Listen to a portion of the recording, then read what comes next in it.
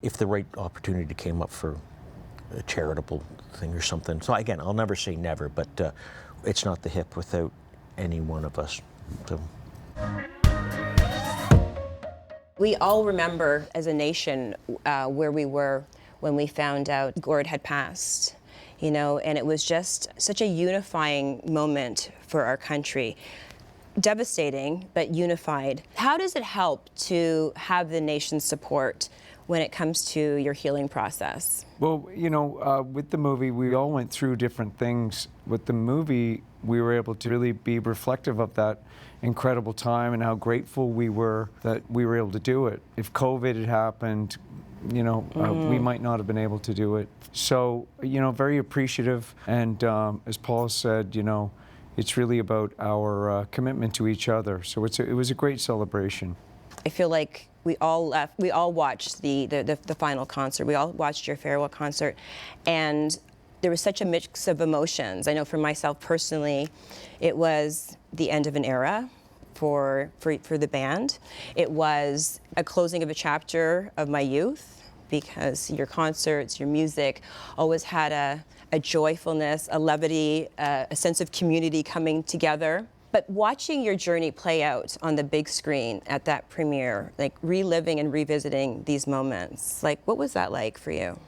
It was a lot. It was an adult dose. It was all the things that you said. It was reliving these moments.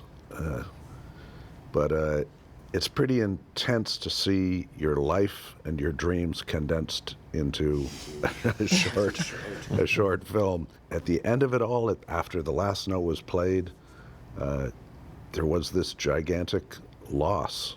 And I think that just to get through that tour and those concerts, we had to bottle everything up inside, all our emotions, because you couldn't confront it emotionally in the moment. So, and then we all went our separate ways and grieved independently, and that was hard. And I think the movie and the book and the other things that we've been doing, re-releases of records, have kind of brought us back together. And the thing that we lost the most was that community, not just with the audience, but also with each other. And to regain some of that has really been a gift. Jake Gold mentioned in the doc that band... Sorry, I'm not familiar with that. Jake Gold mentioned in the doc that band therapy may have been helpful as compared the band to one big, long marriage. What do you think about that statement? I think it's probably true, and we probably all thought about it at probably similar times. I think, you know, anytime you're a family, and families like we were, we are, sweep things under the rug, and then you just address something, and then you move on, and that's what we did. And we did very well by it, I will say that. And we're very honest with each other. We were respectful with each other. Sometimes bands get, you know, to half this age, we're 40, and they throw each other under the bus. So I think that, you know, as Paul was saying, the respect but we could have done with some therapy, but this is our therapy now, what we're going through.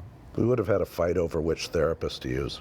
Yeah. And Robbie would have won because it's his band. We did have a band fight, a wrestling a thing where Robbie took each guy down, and he became the leader of the band. It's his captain, band. You're the leader. That's right. Yeah, That's it. Yeah, the leader of the band. So, yeah. What do you think that is, that connector? Because like you said, you know, many bands have not survived for whatever reasons. What has been the key to kind of keeping it all together? We formed as a band. We were friends who loved music and loved playing our instruments. And we were friends before all of that, and we formed out of friendship. And I said it in the movie, there was a point where we wanted another member of the band. And we probably, you know, we were kind of the hot shot band in Eastern Ontario. We probably could have had our choice of who it was. And we did. And we chose someone that we loved as a person. And he could play 4 chords on the guitar. Underpinning it all was the friendship and the love of music. That's first and foremost, and that's what it is in the end. Yeah. It's a solid foundation. Yeah. Solid foundation. You know, of course, we want to see you perform and tour again. We loved when Feist performed with you at the Junos, and yesterday's sing-along with Choir. Any idea about maybe possibly touring with some guest vocalists? It was brought up after Gord passed, and it's just really kind of a non-starter. I've always been in the never say never camp, and the opportunity came up to sing with Feist to celebrate the 50th anniversary of the Junos, as an organization we support and stuff. So, but it's just not the five of us without five of us, you know, and it doesn't hold a lot of appeal. But again, if the right opportunity came up for a charitable thing or something, so again, I'll never say never, but it's not the Hip without any one of us. So. You know, we all know Gord as an, incredible frontman, poet, and watching the doc, we just discovered another layer to Gord Downie. What could you tell us, maybe something about Gord or him as a friend, your friendship with him, that we don't know right now? Well, he was very tortured over women sometimes, like in high school.